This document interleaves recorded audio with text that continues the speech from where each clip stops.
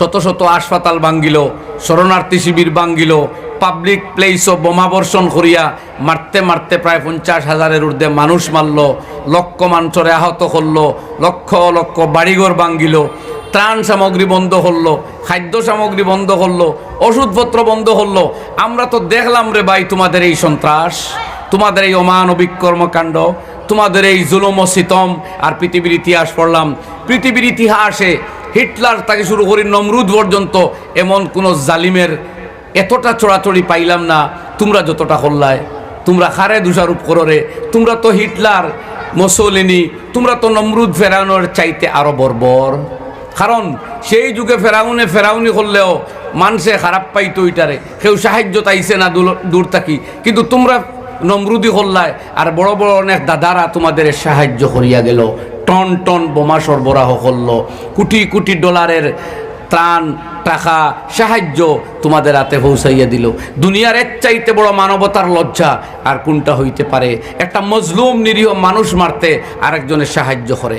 মেরে দোস্ত, মেরে বুজুর্গ, মেরে ভাইও, ইয়াদ রাখো, এই পৃথিবীর যেদিন জুলুম হওয়া বন্ধ হয়ে যাবে, যেদিন জালিমের সাহায্যকারী মানুষ আই যাইব, মজলুমের ফরিয়াদ রসি শুননেওয়ালা মানুষ থাকতো নাই, মনে রাখো পৃথিবীর আয়ু আর বেশি দিন নাই। কোরআন কুলো, হাদিস কুলো। চলো ধর্মর কথা বাদ দেই, বড় কিছু মানুষের দ্বারা যাই না। আমার এই দেশের কবিগুরু সম্রাট রবীন্দ্রনাথ ঠাকুর তো বলে গিয়েছিলেন, অন্যায় যে করে আর অন্যায় যে সহে, তব ঘৃণা তারে যেন তৃণসম দহে। হযরত রাসূল করিম সাল্লাল্লাহু আলাইহি ওয়াসাল্লাম দুনিয়াতে তাশরিফ আনার বহু আগে এই নবী দুনিয়াতে আসার জন্য দোয়া করে গিয়েছিলেন হযরত ইব্রাহিম খলিলুল্লাহ আলা নবিয়িনা ওয়া আলাইহিস সালাতু ওয়াসসালাম। তাই এক মুবারক কাজ করসলা, আল্লাহর গড় বায়তুল্লাহরে নির্মাণ করসলা আল্লাহর হুকমে, তান ছেলে ইসমাইল ডেলুইয়া। আর বাপ বেটা মিলিয়া যখন এই মহৎ কাজ সম্পাদন করছেন, কাবা নির্মাণ, তখন দেখছেন যে এক ভালো কাজ আমরা সমাধা করছি, এখন যে দোয়া করমু দোয়া কবুল হইব। ও আল্লাহর কাছে হাত উঠাইয়া দোয়া করছেন। প্রথমে চাইছেন ওখান, রব্বানা তাকাব্বাল মিন্না ইন্নাকা আনতাস সামিউল আলিম। আয় আল্লাহ, আমরার এই দিনের কর্মখান আপনি কবুল ফরমাও। আপনি তো বড় শুননেওয়ালা জাত, বড় প্রজ্ঞাবান জাননেওয়ালা জাত। হ্যাঁ আল্লাহ, আমরার এই কর্মরে কবুল করো। ওখান থেকে আমরা বুঝলাম যে কোনো নেক আমল করার সঙ্গে সঙ্গে আমরা প্রথম কর্তব্য আল্লাহর কাছে দোয়া করতাম যে আল্লাহ আমার এই কাজ রে আপনি গছো। এই সামনে রমজান, আর গোটা দিন আমরা বহুত মানুষ উপাস তাকমু, কেউ পিপাসার তো তাকমু, পিপাসায় ধরবো, এর বাদেও বুঝবা না যে যথেষ্ট হই যার আল্লাহ রব্বুল আলমিনে আমরা সৃষ্টি করছেন, রিজেক্ট দিছেন, দুনিয়ার জীবন দিছেন, মারলেও পারতাম। আমরা যদি আজকে এখন পর্যন্ত দুনিয়াত মরি যাইতাম পারতাম। হায়াত দেওয়ায় জীবিত থাকায়ও আবার রমজান পাইলাম, এক এক রমজানে আমরা গুনাহ তাকে পাক সাফ করিয়া দিব, আমরা দরজাত বুলন্দ করব, আমরা বেহেশতি বানাইব। যে আল্লাহ তৌফিক দিলা, এমনকি রোজা রাখার সুযোগ দিলা, অসুস্থ করে দিলে তো পারতা, রোজা না রাখবার মতো বানাইয়া দিলাইলে পারতা।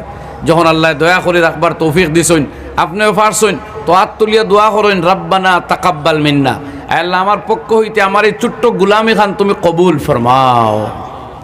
ইব্রাহিম খলিলুল্লাহ দোয়া করডা, রব্বানা তাকাব্বাল মিন্না ইন্নাকা আনতাস সামিউল আলিম।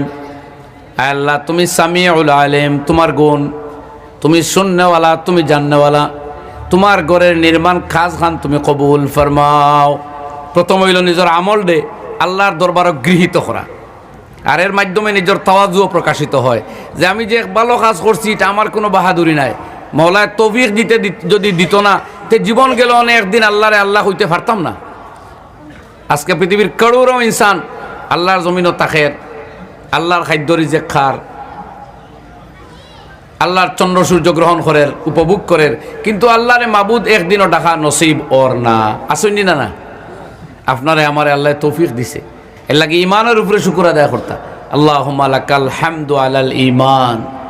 আল্লাহ তুমি যে ঈমান দিছো এর শুকর। এই হলো তাওয়াদু। ইব্রাহিম খলিলুল্লাহ এই দোয়া প্রথমে। এরপরেও দেখছেন এই জাতি, এই সমাজরে দুরস্ত করা দরকার।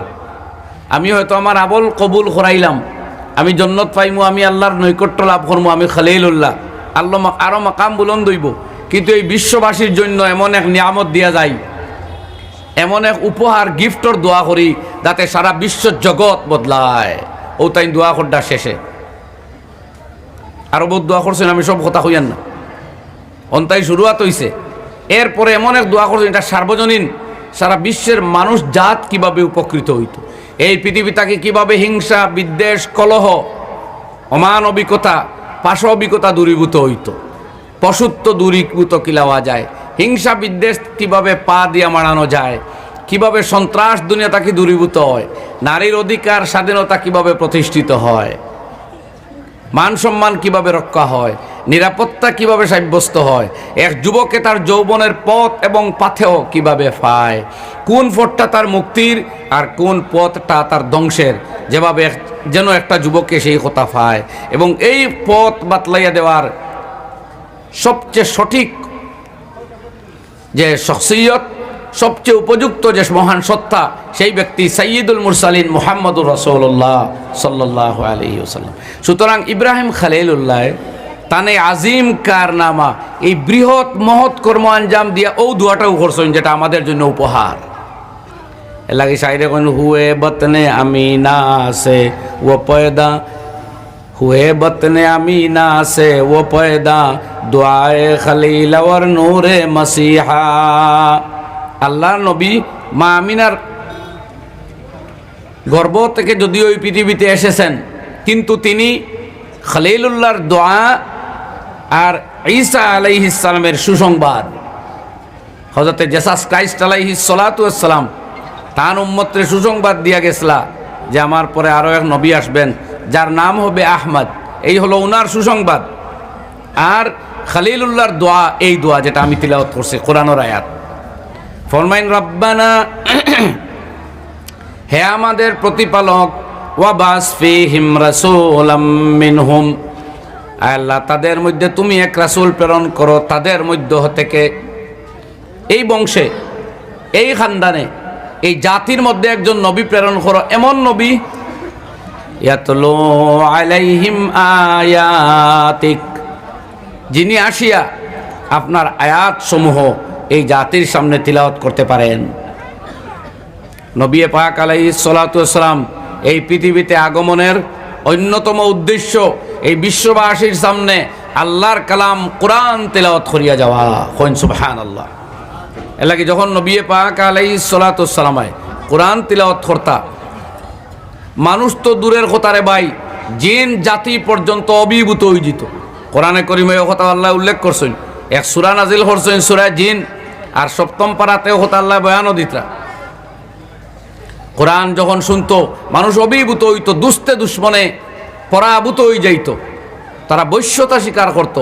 এর লাগে কোরআন বিরোধী যারা বার হইল, এমনকি যারা পৃথিবীতে মানুষের মঙ্গল চায় না, মানুষের শান্তিতে ধর্ম পালন করতে দিতে চায় না, এরা মক্কাতে বাধা দিতে লাগলো যে রাসূলুল্লাহর মুখে অন্তত কোরআন শুনতে দিতাম নাই।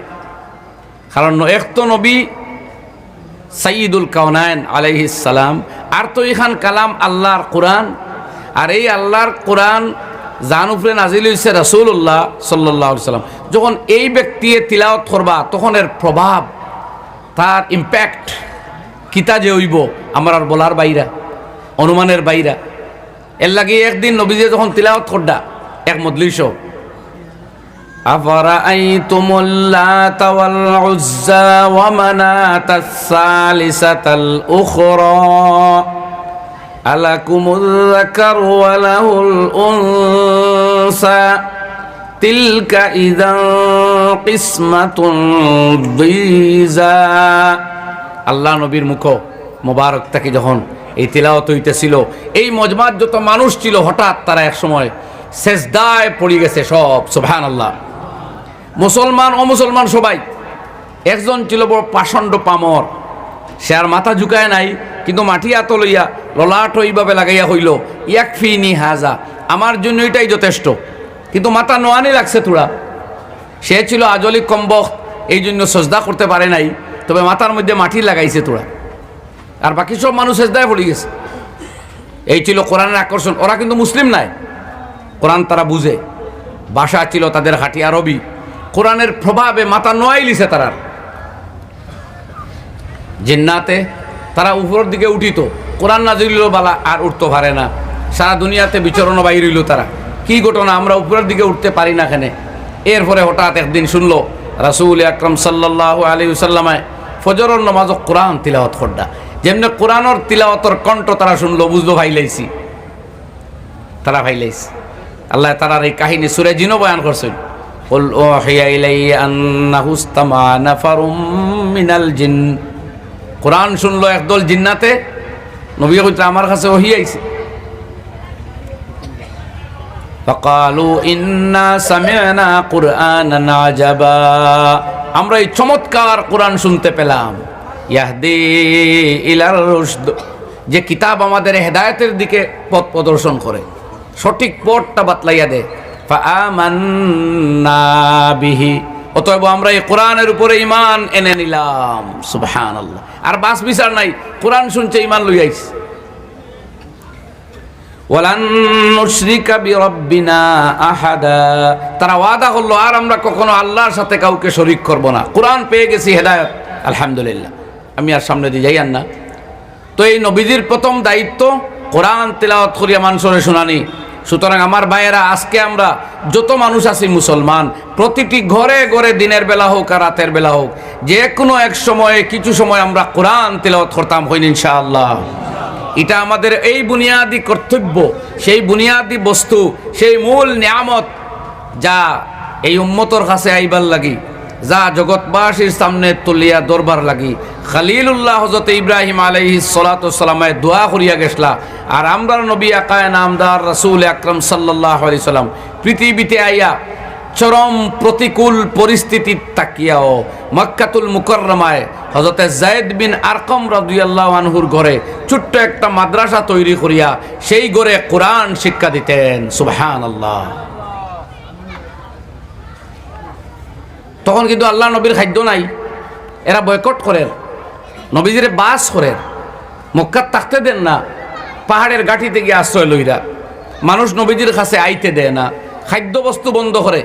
এই অমানুষ যারা, তারা সর্বকালের সর্বযুগে অমানুষ। আজকে যেমন এই কিছুদিন আগে আমরা শুনেছি পৃথিবীর এই বর্বর ইসরায়েলিরা ফিলিস্তিনের নিরীহ মানুষগুলোর সামনে ত্রাণ সামগ্রী যাইতে দেন না। হায় হায় হায়, মেডিসিন পৌঁছতে দেয় না। শুধু আরো কোন তারার প্রতিদ্বন্দ্বী প্রতিপক্ষ গোষ্ঠী লুক্কায়িত আছে এই সন্দেহে শত শত হাসপাতাল ভাঙ্গিল, শরণার্থী শিবির ভাঙ্গিল, পাবলিক প্লেসও বোমাবর্ষণ করিয়া মারতে মারতে প্রায় 50,000-এর ঊর্ধ্বে মানুষ মারল, লক্ষ মানুষরে আহত করল, লক্ষ লক্ষ বাড়িঘর ভাঙ্গিল, ত্রাণ সামগ্রী বন্ধ করলো, খাদ্য সামগ্রী বন্ধ করলো, ওষুধপত্র বন্ধ করলো। আমরা তো দেখলাম রে ভাই তোমাদের এই সন্ত্রাস, তোমাদের এই অমানবিক কর্মকাণ্ড, তোমাদের এই জুলুম ও সিতম। আর পৃথিবীর ইতিহাস পড়লাম, পৃথিবীর ইতিহাসে হিটলার থেকে শুরু করি নমরুদ পর্যন্ত এমন কোনো জালিমের এতটা চড়াচড়ি পাইলাম না তোমরা যতটা করলায়। তোমরা খারে দোষারোপ করো রে, তোমরা তো হিটলার, মুসোলিনি, তোমরা তো নমরুদ ফেরাউনের চাইতে আরো বর্বর। কারণ সেই যুগে ফেরাউনি করলেও মানুষে খারাপ পাইতো, ওইটারে কেউ সাহায্য তাইছে না দূর থাকি। কিন্তু তোমরা নমরুদি করলায়, আর বড় বড় অনেক দাদারা তোমাদের সাহায্য করিয়া গেল, টন টন বোমা সরবরাহ করলো, কোটি কোটি ডলারের ত্রাণ টাকা সাহায্য তোমাদের হাতে পৌঁছাইয়া দিল। দুনিয়ার এর চাইতে বড় মানবতার লজ্জা আর কোনটা হইতে পারে? একটা মজলুম নিরীহ মানুষ মারতে আরেকজনের সাহায্য করে। মেরে দোস্ত, মেরে বুজুর্গ, মেরে ভাইও, ইয়াদ রাখো, এই পৃথিবীর যেদিন জুলুম হওয়া বন্ধ হয়ে যাবে, যেদিন জালিমের সাহায্যকারী মানুষ আই যাইব, মজলুমের ফরিয়াদ রসি শুননেওয়ালা মানুষ থাকতো নাই, মনে রাখো পৃথিবীর আয়ু আর বেশি দিন নাই। কোরআন কুলো, হাদিস কুলো। চলো ধর্মর কথা বাদ দেই, বড় কিছু মানুষের দ্বারা যাই না। আমার এই দেশের কবিগুরু সম্রাট রবীন্দ্রনাথ ঠাকুর তো বলে গিয়েছিলেন, অন্যায় যে করে আর অন্যায় যে সহে, তব ঘৃণা তারে যেন তৃণসম দহে। সুতরাং জালিমরে তো আমরা সাহায্য করতাম পারি না। তুমি কইতে পারো খে জালিম ঠিক করো, চলো বিভিন্ন দেশের নেতা মন্ত্রীর কথা ডিফারেন্স থাকতে পারে, ডিসক্রিমিনেশন থাকতে পারে, ডিসপিউট থাকতে পারে। আমরা যাই কি রাষ্ট্রসংঘের মহাসচিবর হঠাৎ রাষ্ট্রসংঘের মহাসচিবে কইসইন এই ফিলিস্তিনিরা এই যে আক্রমণ করছে এটা একতরফা দায়ী নাই, বরং 70 বছরের জুলম সিতম নির্যাতনের এগুলা প্রতিফল, প্রতিক্রিয়া। আমরা তো আর এখন একতরফা এরারে জালিম হইতাম পারিয়েন না, এরারে শুধু ত্রাসী সন্ত্রাসী হইতাম পারি না।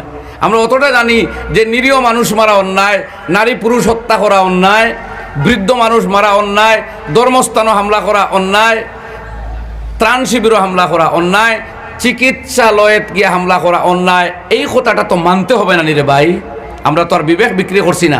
একটাবার আপনার আওয়াজ দিয়ে এখন ঠিক। সুতরাং এইটা লক্ষণবাদ।